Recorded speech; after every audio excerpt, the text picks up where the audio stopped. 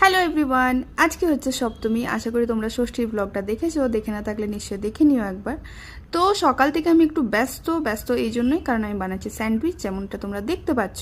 Ingredients মোটামুটি available ছিল, তাই ভাবলাম সেগুলোকে নষ্ট কেন করি, সেগুলোকে কাজে লাগানো যাক। আর সেগুলো কাজে লাগিয়ে আমি বানিয়ে ফেলেছি স্যান্ডউইচ।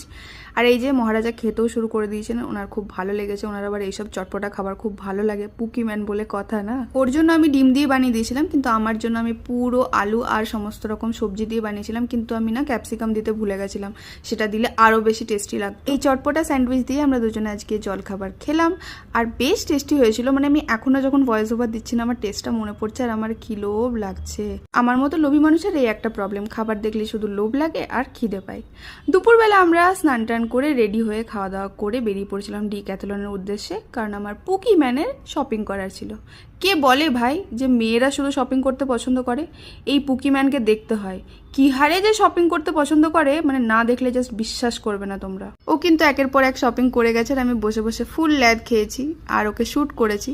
আসলে কি না, মানে মানুষটা একদমই নিজের জন্য সময় পায় না, কিন্তু যখনই সময় পায় তখনই নিজেকে এইভাবে সেলফ প্যাম্পার করে, আর সেটা দেখতে আমার কিন্তু বেশ ভালো লাগে। তারপর আমরা শপিং কমপ্লিট করে সেখান থেকে বেরিয়ে যাই, এবং সেখান থেকে বেরিয়ে গেছিলাম অন্য একটা জায়গায়। সেটা নিয়ে দেখা হচ্ছে তোমাদের সাথে সেকেন্ড পার্টে। ততক্ষণের সাথে থেকো, পাশে থেকো, ভালো থেকো, টাটা।